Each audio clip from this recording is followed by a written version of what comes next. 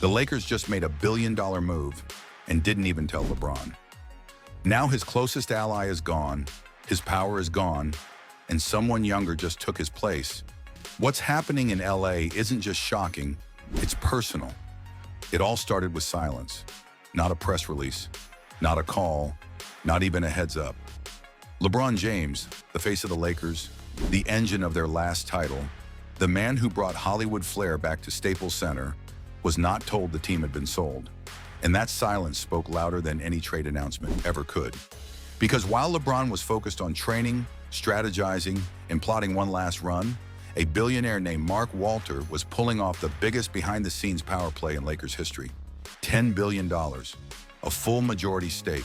The Buss family, who once swore to keep the franchise in the family forever, was out. A new era was in. But here's the kicker. Someone was told about the sale. Luka Doncic, a 26-year-old European phenom, someone who isn't even a Laker yet, was reportedly in the loop. And when the dust settled, it all made sense. Because days later, the Lakers traded Anthony Davis, LeBron's right-hand man, his ride or die, for Luka himself. Think about that. The Lakers didn't just trade a star. They traded LeBron's closest teammate for a younger, better version of LeBron. The message couldn't be clearer. The Lakers are done with the past, done with loyalty, done with building around LeBron. And what happened next only confirmed it. GM Rob Pelinka, once known as LeBron's front office puppet, made a sharp left turn. Instead of chasing aging veterans to help LeBron win now, he went after Mark Williams, a rising star center who fits perfectly next to Luka's style of play. Athletic, young, defensive-minded. It wasn't just a roster move, it was a blueprint. A clear shift in strategy that said, this isn't LeBron's team anymore. But it gets even colder. The Lakers front office refused to offer LeBron any contract beyond his final player option year.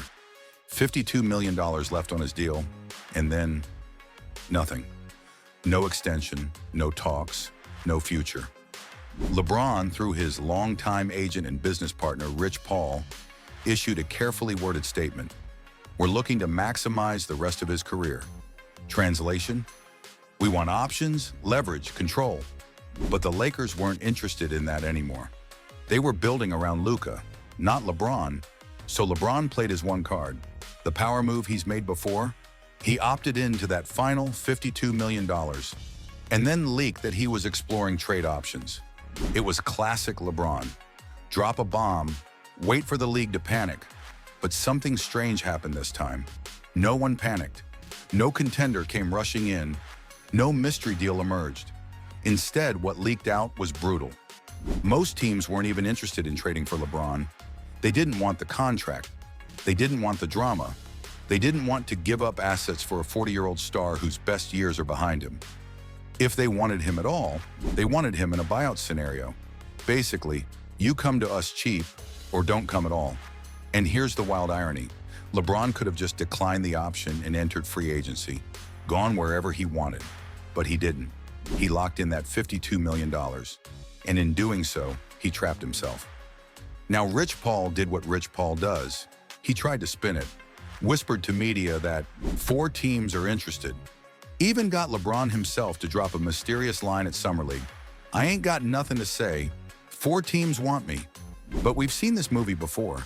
And this time, no one was buying the hype. Because even the teams being named, Dallas, Golden State, Cleveland, the Clippers, weren't really in. Not unless LeBron came with 0 strings and 0 price tag. Scoop Jackson reported the list, but other sources quickly contradicted it. Dallas already had Luka. Cleveland didn't want to revisit the past. Golden State? LeBron vetoed a trade there just months ago. And the Clippers? Cap space nightmare. The truth? LeBron had no leverage left. He wasn't the king anymore. He was a legend with nowhere to go. And suddenly, the most powerful player in basketball found himself in a place he'd never been, completely powerless.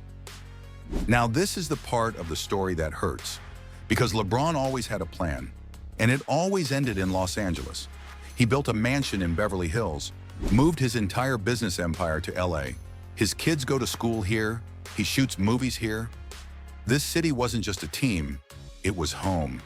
And yet now he's stuck playing a final season for a franchise that doesn't want him, doesn't need him, and won't build around him. So what happens next? Does he play out the year, knowing he's just a farewell act on someone else's stage? Does he force a buyout and sign for pennies with a team that might maybe contend? Or does he walk away early, quietly, on his terms? The same way he entered the league, with the world watching but no one truly understanding what's coming next. And maybe that's the scariest part for the league, because even when LeBron seems down, he's never really out. But this time, it's different. He's not the rising star in Cleveland, not the hero returning home, not the Hollywood showman carrying a struggling franchise. He's a legend stuck in limbo, and the people around him are starting to act like it. Inside league circles, execs aren't asking where LeBron's going. They're asking how he wants to go out. Does he try the Dwayne Wade route, bounce from team to team, play one last season on a farewell tour?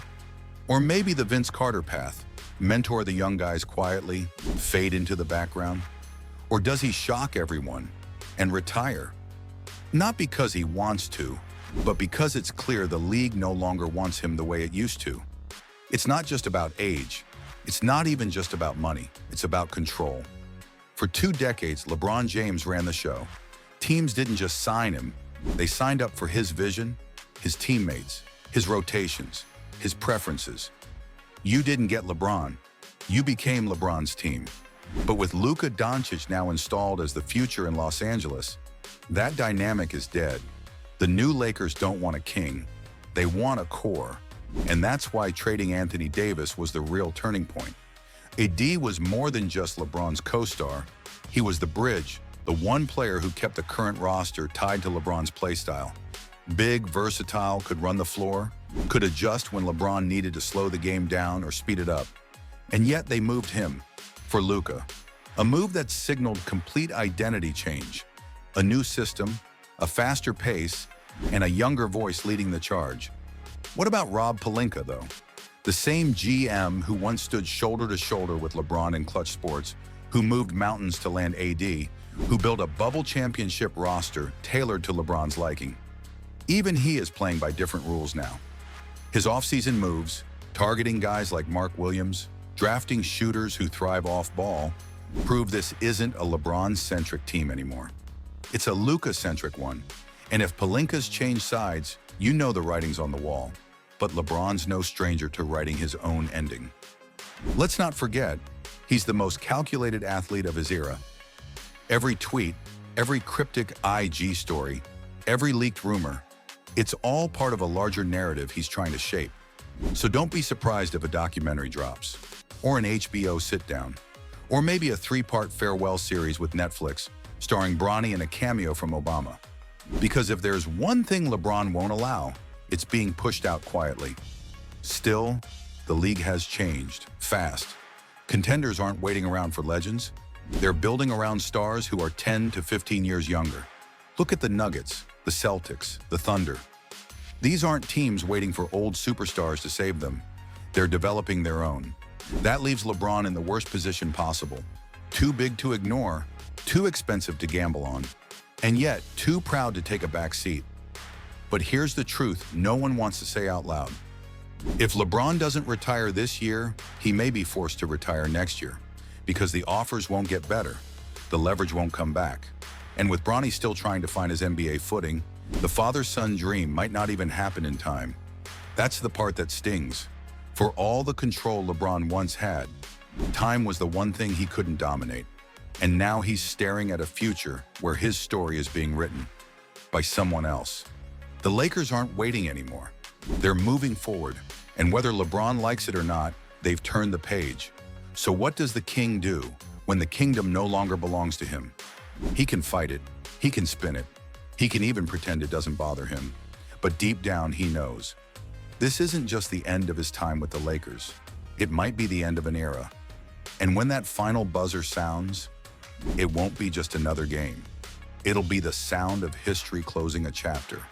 One that started with the decision and ends with no decision left to make. Man, it's crazy how fast the game changes, right? One day you're running the league, the next you're watching it move on without you. If you've got thoughts on this whole LeBron Lakers fallout, drop them in the comments. We want to hear everything. And hey, if you enjoyed this deep dive, don't forget to hit that like button, share with a fellow fan, and subscribe for more wild NBA stories just like this. Catch you in the next one.